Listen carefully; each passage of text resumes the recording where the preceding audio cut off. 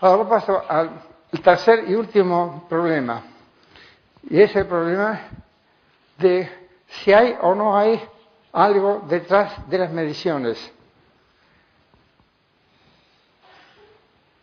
Los filósofos suponen habitualmente que todas las mediciones son correctas, son directas, tal como la medición de la longitud que yo puedo hacer usando una cinta métrica. Pero esas son las excepciones y en todo caso no son mediciones de precisión. E incluso si no quiero caminar demasiado y quiero una medición más precisa, voy a usar un aparatito que mide el tiempo que tarda un rayo de luz en pasar de aquí para allá y calcula la distancia usando la formulita elemental. ¿Qué muestran un aparato de medición? Los aparatos de medición clásicos, los no digitales, muestran casi siempre ángulos. Ahora, el ángulo no es una variable dinámica en física cuántica. El ángulo es auténticamente observable, pero no es una variable dinámica. De modo que decir que la mecánica cuántica trata solamente con observables es una trampa. En todo caso, cada vez que queremos describir un proceso o un estado físico, usamos observables. Por ejemplo, el volumen de un líquido, medimos la altura del líquido en la pipeta. La velocidad del viento, medimos la velocidad angular de un anemómetro. Queremos medir la acidez de un líquido, medimos el pH. Queremos medir la actividad económica, Producto Interno Bruto. La desigualdad de ingresos, índice de Gini. Son estas mediciones indirectas. En todos los casos se trata de visualizar lo inobservable.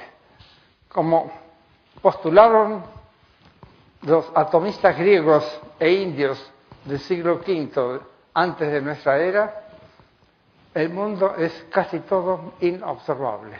Y tenemos que buscar manifestaciones observables de todos esos procesos atómicos y subatómicos, etc.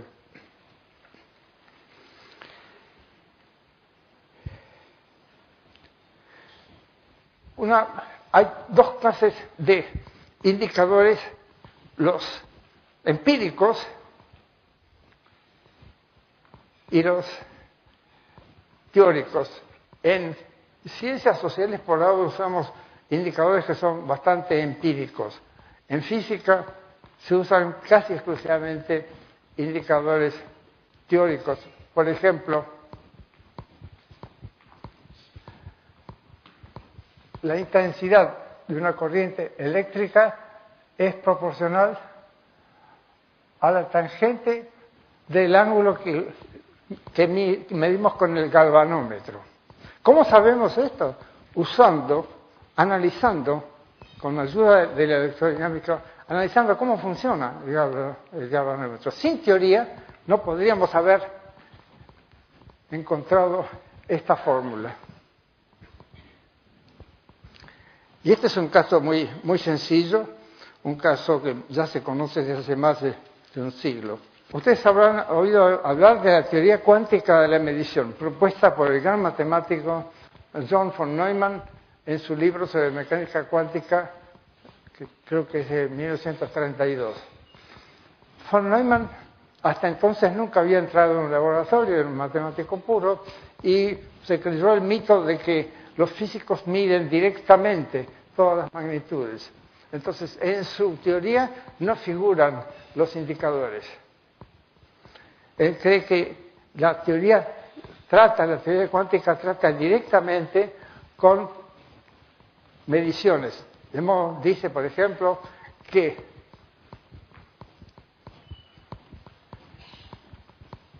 los autovalores de un operador que representa a una variable dinámica son los valores posibles de esa variable.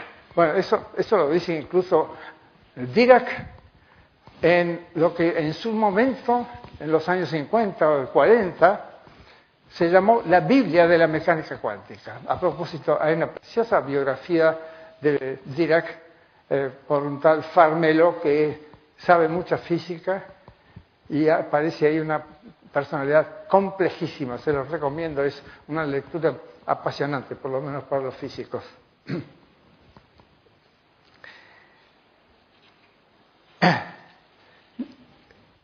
Cualquier físico sabe que para entender cómo funciona un aparato hace falta hacer la teoría del aparato. Y sabe más aún que no existe el medidor universal, el que mide cualquier cosa, longitudes o cargas eléctricas, spin, etc. Cada magnitud o familia de magnitudes exige su propio aparato y, por lo tanto, su propia teoría. Por ejemplo, los interferómetros trabajan con luz, no trabajan con partículas. Por lo tanto, hace falta óptica para diseñar un interferómetro y para manejarlo. O sea, la teoría general de la medición no existe. Existe en el papel solamente y en la gente que, después de casi un siglo, copia a von Neumann. ¿Por qué? Por la gran autoridad matemática von Neumann. En su crédito, para el crédito suyo, Niels Bohr no se tragó esto. Niels Bohr sabía perfectamente que para poder describir los aparatos era necesaria la física clásica y que la física clásica es bastante diferente de la cuántica y que sin la física clásica no se podían diseñar ni interpretar resultados experimentales. Hacían falta los dos. Y por eso fue muy criticado por gente como Steve Weinberg, que creen que la mecánica cuántica sirve para todos los niveles, tanto el micro como el macrofísico como el intermedio. En todo caso, es verdad que la teoría general de la medición tiene una gran ventaja, y es que proporciona empleo a centenares de matemáticos y de filósofos que jamás han entrado en un laboratorio.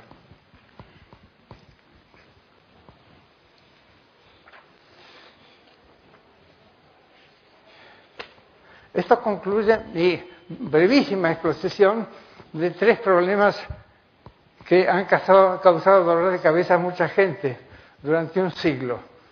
Termino con esta observación.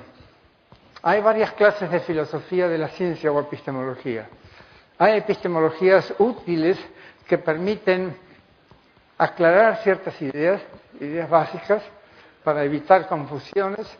La confusión, como decía Bacon, es aún peor que el error.